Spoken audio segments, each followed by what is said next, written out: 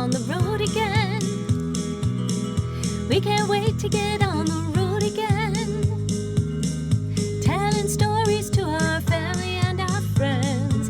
We can't wait to get on the road again.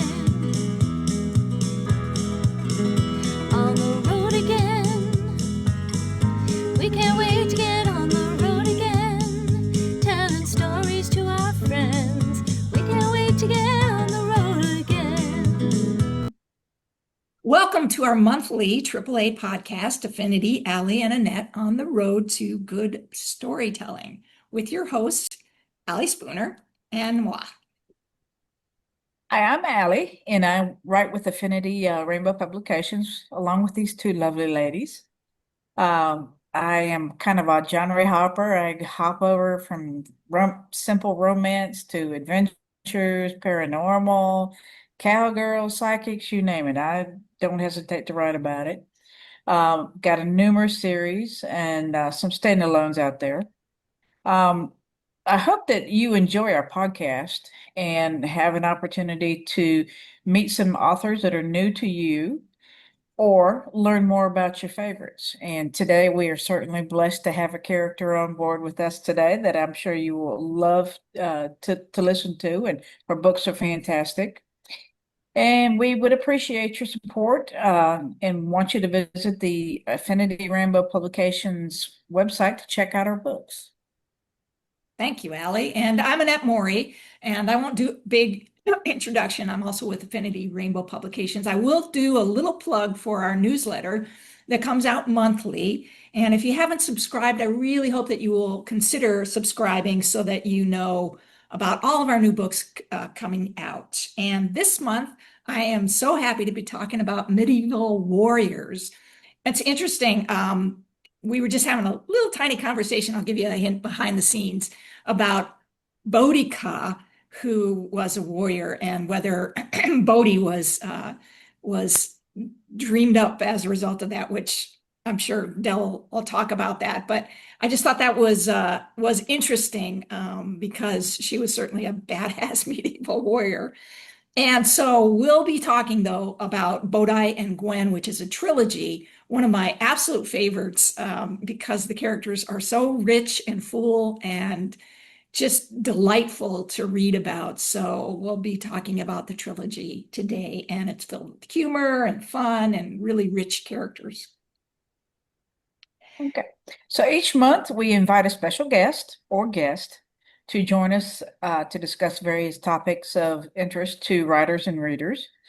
We invite our guests to do a short reading and then follow with questions on the featured topic, while encouraging them to do at least one giveaway to our audience. So I have the absolute pleasure of introducing Dell. Her bio alone tells everyone what a great sense of humor she has. I'm a liar, and a good one at that. That's how Dell introduces herself as a writer. She particularly enjoys telling tall tales that include history, fantasy, and dark humor. She takes all of these elements and combines them in one big pot, stirring thoroughly, blending into the story she writes. She's widely traveled and has seen all sorts of interesting people and places along the way, and incorporates these experiences into her storytelling. She currently lives, works, and plays in San Antonio, Texas, which, well, it was the backdrop for her previous book, so I won't really go into that because I don't think that Texas is actually the setting for her Bodhi and Gwen series instead, which is what we're going to be talking about today. Where was it set? Bodhi and Gwen, they Yeah. are set in medieval Europe. In Europe. Okay. Yes. All right. Not anywhere close to Texas. Just a hop, skip, and a jump away. Yeah. All right. So without further ado, Dell, if you're ready, let's take it away. Okay, so like my two lovely companions here have mentioned, I'm going to be doing a reading about Bodhi and Gwen, a trilogy. I'm going to do a sample from the first book in the trilogy, which is My Fair Maiden, and I've picked a scene which I think gives the most insight to both those characters. So we're going to start out. They've actually been taken prisoner by the local villagers Uh, Gwen is supposed to be a sacrificial offering to an ogre that's been terrorizing the village. Bodhi was trying to rescue her, more or less, and she got caught as well. So they're out in the middle of the countryside. They're both staked out to these huge pillars, waiting for the ogre to come eat them. So that's what we're going to pick up right there. Okay, Bodhi, I'm sorry. I didn't know they'd do this to you. I was only trying to find a way of saving myself. I opened my eyes and leveled a look at Gwen. About that, you do realize you could have fixed everything with a quick tumble from some local lad, don't you? I'd meant it as a jest to dispel some of the tension. I'd even said it with a smile. There wasn't a hint of humor in my voice, though. From the look she shot me, I could tell she knew it was no laughing matter, although I don't know if she realized how serious I really was. You think any of them would have risked touching me knowing my fate? She asked. A youth will risk much if he's randy enough. I think Gerald would if you asked. Ew, Gwen grimaced. Not even if he was a Geraldine. Okay, if not some local lad, I'm sure you could have had your go at any number of wayward travelers. In case you didn't notice, Bodhi, Chatham isn't on a main road to anywhere. You're the first traveler to come along in at least a fortnight, and before now, I didn't need to have a go at anyone. Is that why you chose me? Because you were desperate and out of options, and I was the first fool to come along? It didn't matter to you who I was, did it? Of course it mattered. You think I didn't notice the way you look? The blonde hair, the blue eyes, those dimples. In spite of the hopelessness of our situation, I felt my lips curve up. You don't have to be so smug about it, Gwen said. I'm not being smug. Why are you smiling then? Because I was right. I knew you were interested. What? When you were staring at me across the tavern, I knew you were interested. Only in asking you to leave and taking me with you, Bodhi. You couldn't take your eyes off me. As you said, I was desperate and you were my last option. I hadn't even thought of her cheeks burned bright red until you asked me to your bed. You asked me, I reminded her. You desired me then and you desire me now. Her mouth dropped open and her eyes widened. What? I did not. I do not. I grinned, knowing this time I did look smug. Gwen, you may be inexperienced, but I'm not. I know your body better than you. The shallow breathing, the flush on your cheeks, and the look in your eyes all work against you to give your desires away. My gaze dropped away from her face. Gwen's eyes followed my line of sight to her breasts and further proof of her arousal. She struggled against her chains, and I'm certain if she could, she would have covered herself with her hands. As it was, she could do nothing to shield herself from my stare. She let loose an exasperated breath, and I couldn't help but see the way her chest rose and fell with the exhalation. Gwen, the solution to your problem is simple. My voice was husky with desire. The reach of my chain is sufficient. Once I've had you, no one, not even a half-blind ogre, would doubt that I've taken you from maiden to woman. Oh, your arrogance knows no bounds. Is it arrogance to speak the truth? Huh. She turned her head away. Then, as if she could feel my eyes upon her, she turned so that her bosom was no longer in my direct line of sight. Take me. What? I asked, lowering my sword and turning around. Dusk was upon us, and the shadows were lengthening. Take me. You heard me. Take me, deflower me, defile me, however you wish to call it. Thought you found me to be arrogant. I do, you are. You're also cocky, conceited, and jaded, she said. We only met yesterday, and already you think you know me well enough to judge me? Add rude to the list of your traits. Whether she was jesting or completely serious, I couldn't tell in the waning light. I gripped the hilt of my sword, ready to put an end to this conversation and return to my work. Bodhi, I didn't fall head over heels for you at first sight, and you weren't in that tavern looking for anything beyond a quick tumble. Let's not fool ourselves. Neither of us is in love. At this point, we probably don't even like each other very much. Even though it wasn't what I'd originally intended when I set out to save myself. If sacrificing my virginity is the alternative to being an ogre's offering, I'm willing to allow you to take what you want. You're willing to allow me. Gwen, I may be bold and rude, but you're hardly what I'd term sweet and innocent.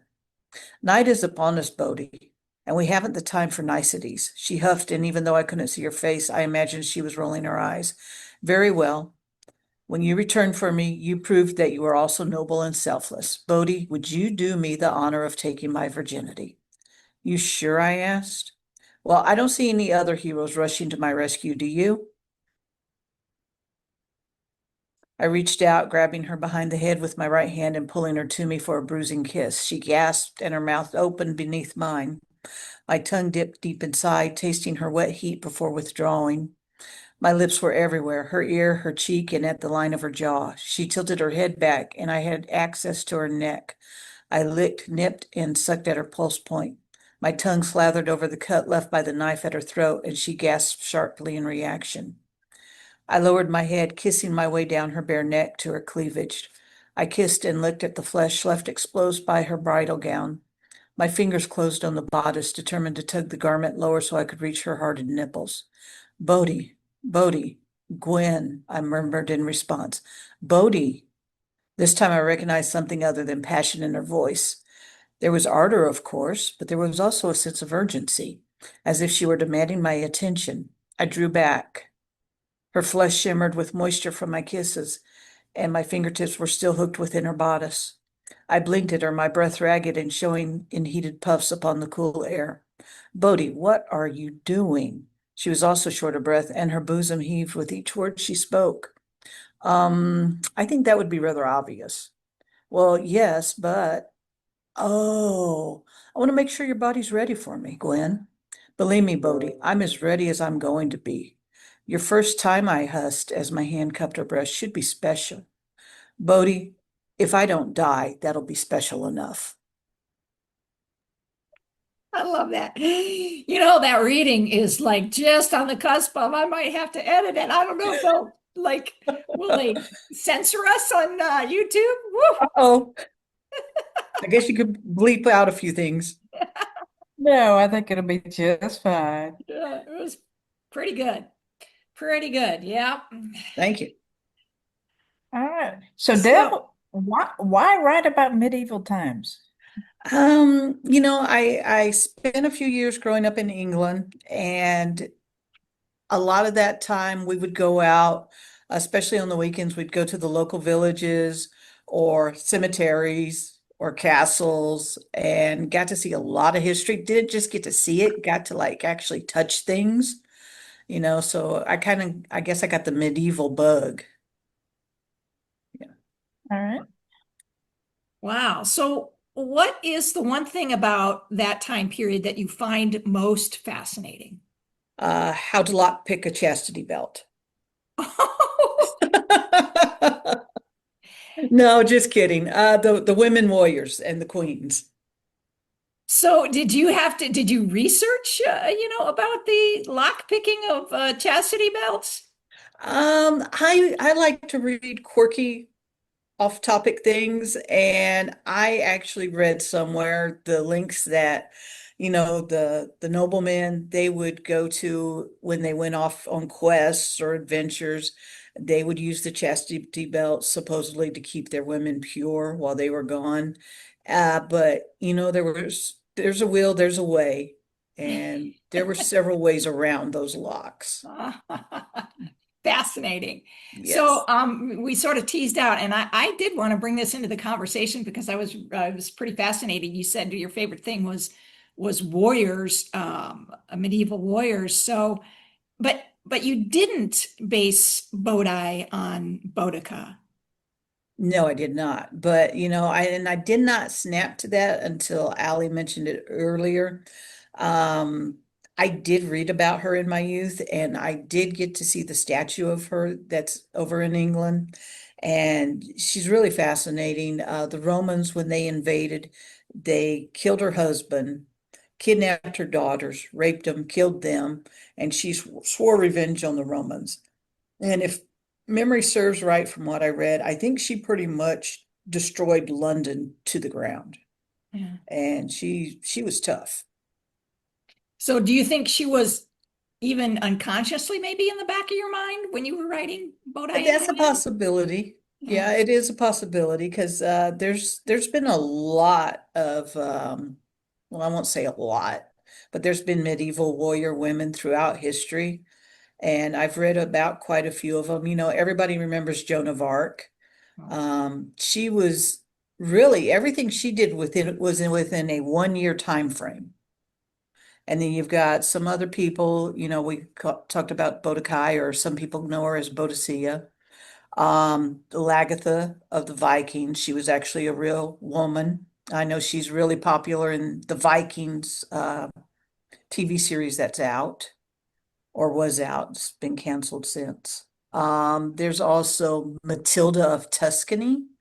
Even though she wasn't as well known, she was in power for 40 years, which is unheard of at that time. Yeah. Interesting. And what do you think of the name Matilda?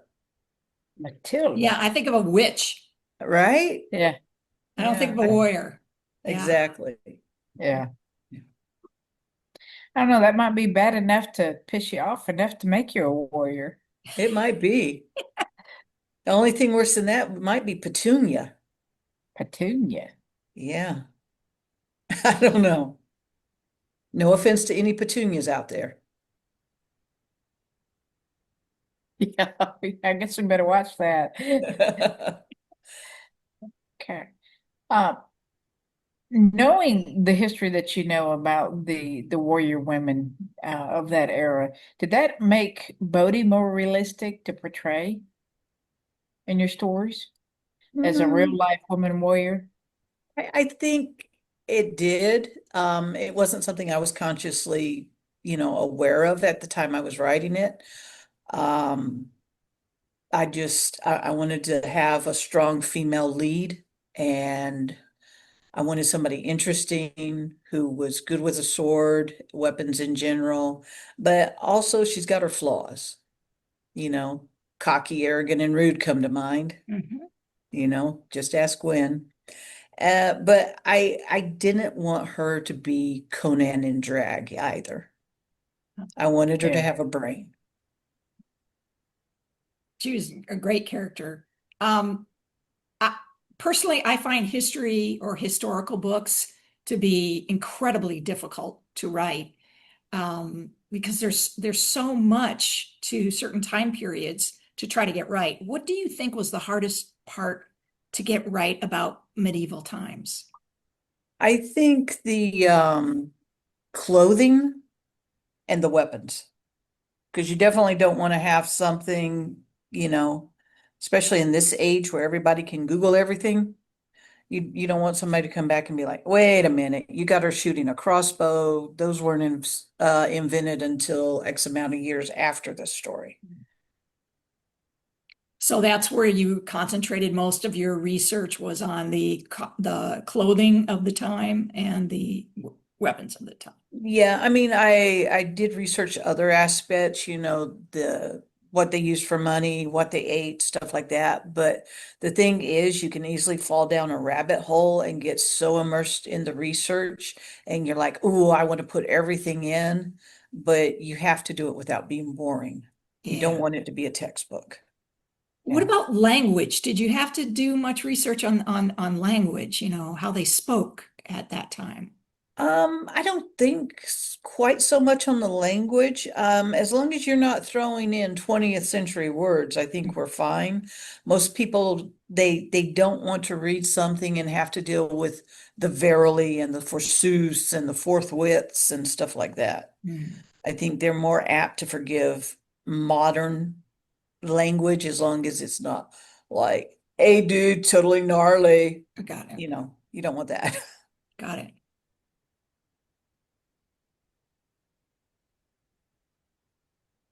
Where did your plot originate from? Where'd you get your original idea?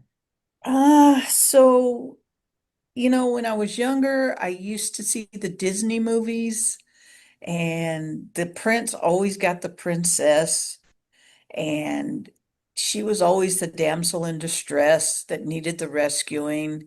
And I wanted something that appealed more to me. It's like, I don't want a prince, I want a princess, you know? Or why can't the warrior rescue her? Or why can't she rescue herself? That's even better. Well, I'll admit, I still see the Disney movies, even at my age. Yeah. And there's nothing wrong with that if you like Disney. And there's nothing wrong with Disney. And I think a lot of their female characters nowadays are being more portrayed as being independent and they can stand on their own 2 feet. Definitely. Yes, they have grown tremendously. Yes, as compared to back in the days when Snow White was in her glass coffin waiting for the prince to come and kiss her while she was unconscious. Yeah. Yeah. Disney has had much more strong female characters of late than they had before. But Yes. talking about characters, Bodhi is one of my all-time favorite characters. And I was just curious, does either Bodhi or Gwen have any resemblance to you or anyone you know? I wish. I think most people would either like to be Bodhi or have a Bodhi in their life, as long as they can control her. Good luck. She does get out of line a little bit. Um, I know Annette and I are famously for being Google queens. Is that where you do the majority of your research, or do you actually go to a physical library and check out stuff, or what's the main source of your research for it? So I used to do the library thing. I used to read tons of books, and Google's just recently been an addition to my research abilities. I'm always leery about what you look up on Google. You got to take it with a grain of salt because, I've always heard there's 3 sides to every story. Uh, this person's truth, that person's truth, and then the actual truth. But when you throw in Google, there's like 10 other versions. Yeah. You have to be able to pick out what sounds right. Yeah, go back to, yeah, I mean, it seems like now, especially with AI, that gets so much wrong. And there's so many examples of it, right? That, Yes, you can Google something and they'll pull up this AI, whatever, and you have to dig, you're right, you have to sort of dig into that and find where are the sources coming from and finding sort of those legitimate sources. right. That's what I've found recently I've had to do. So I'm going to take it in a different direction. The trilogy has an element of fantasy. I love fantasy books myself personally. What do you like about writing fantasy? The freedom, there's leeway there. With historical, you're kind of you feel that you have to stay with the truth on the straight and narrow. Like with the weapons, they have to fit the time frame and stuff like that. But with fantasy, nobody's out there telling you, oh, okay, ogres can only be male, or vampires aren't sparkly. Not my vampires are not sparkly, but that's beyond the point. If you want to have sparkly vampires in your fantasy, that's up to you. And I think there's just that freedom there with fantasy. It's like your imagination can run wild. Yeah. You create your own worlds. Yeah. Yeah, Yeah, Yeah. exactly. you do. I love fantasy. I love writing and reading fantasy because, yeah, it's like it's completely open and whatever you can dream up, you can dream up. It's awesome. All right. Historical romance is sometimes a harder sell, but we wonder if that was true for the trilogy. Did you find that there were more or less readers than you anticipated? Actually, I think there may be more than I anticipated. And, I know who you're going to talk about next. Xena? The Warrior Princess. Herself, yes. Can you believe it's been 30 years since she was on the air? I 30? can't. I binged that a couple of times. It's still such a classic. But it's interesting. A lot of sapphic writers have written fanfic based on the Xena and Gabrielle characters, but not necessarily in those times, right? Even though it wasn't really medieval times. It was prior to that. It was the time of the gods, the Greek gods and all of that. So Right. it was a little bit before, well, quite a bit before medieval times. But I haven't seen very many fantasies or medieval or whatever that have taken, sort of the Xena Gabrielle characters and brought them to life in that time period versus more modern times. Have you, or am I missing something? No, I remember the fanfic sites. They kind of broke them into two categories: classic Xena and Gabrielle, and then the Ubers, which covered everything else. But I don't remember anything like towards the medieval times or anything like that. Yeah. What's your favorite genre to write about, or what's your favorite tropes? So my favorite genre, I'm gonna say it's got to be history and adventure. Tropes, I would say opposites attract, because I like to get these two characters that are stubborn and hard-headed, and you think there's no way they fit together, and they're constantly butting heads, but then suddenly, lo and behold, hey, wait a minute, you're not so bad. So almost an You hit, enemies to you hit that lovers. nail on the head. Yeah. Yes, Yeah, yes. yeah. Although, Yeah. you and I have talked about this, the trilogy doesn't give me complete satisfaction. You need a fourth book to really get them together because you always leave us hanging, and they're not quite together. You don't think the whole scene that I just read had them together? No, because they go their separate ways. You Oh, like tease Yeah. us, and then you go like, oh, they're going their separate ways, and uh, you never really make it clear that they are going to be together from this point forward. They're going to travel together. They're going to truly become lovers, rather than just this.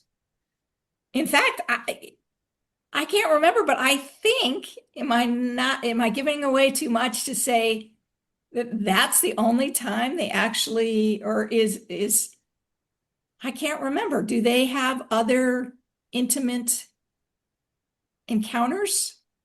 they do. Okay. Why don't I remember those? I don't know. You might have to go back and reread. I might have, well, I did. I read the whole thing not too long ago, and for some reason I don't remember them like really, I don't remember them ending up together. So that's part of the fun is they're not, like you said, officially Yeah, together. yeah. It's kind of like, yeah, or you're okay to hang out with for right now. Right. Yeah. Yeah, So it's happy for now, right? right. Yeah, so So, you need to give us a definitive happily forever. Okay. yeah, would there ever be a fourth book in the series, do you think? Uh, if y'all twist my arm, I think we can do something. Oh, we can twist, baby. I'm twisting, I'm twisting, I'm Okay. twisting.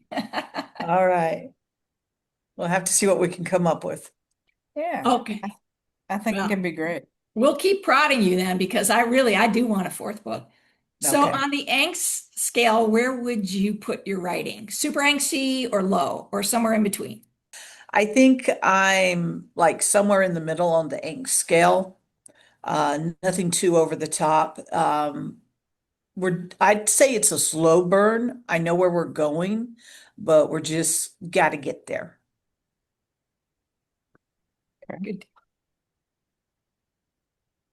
How important is it for you to have a happy ending in your novels? Uh, I know everybody likes a happy ending, and with the way the world is right now, you don't want to have doom and gloom. But with that being said, I did have a story in one of Affinity's anthologies where neither of the main characters survived. But yeah, Yeah, but it was kind of like a ghostly tale. Dr. Yvette Murray, she had approached me and asked me to write that. And then she followed up with her version, which was set hundreds of years after my historical part was. So for me, it's not always a necessity to have a happily ever after. I'm more like the happy for now. Okay. Yeah, yeah. I would say, yeah. I mean, and I think happy for now is good. Um, it's better than not happily. I hate it when there's nothing, where you have no hope at the end. Yeah. Yeah. Yeah. Okay, so now the big question. If we, I know we're twisting your arm on a fourth one for Bodhi and Gwen, but are you working on anything right now? Do you have a current whip? And if so, can you tell us about it? Can you give us a little I preview? do have something I'm working on. I'd tell you about it, but then I'd have to kill you.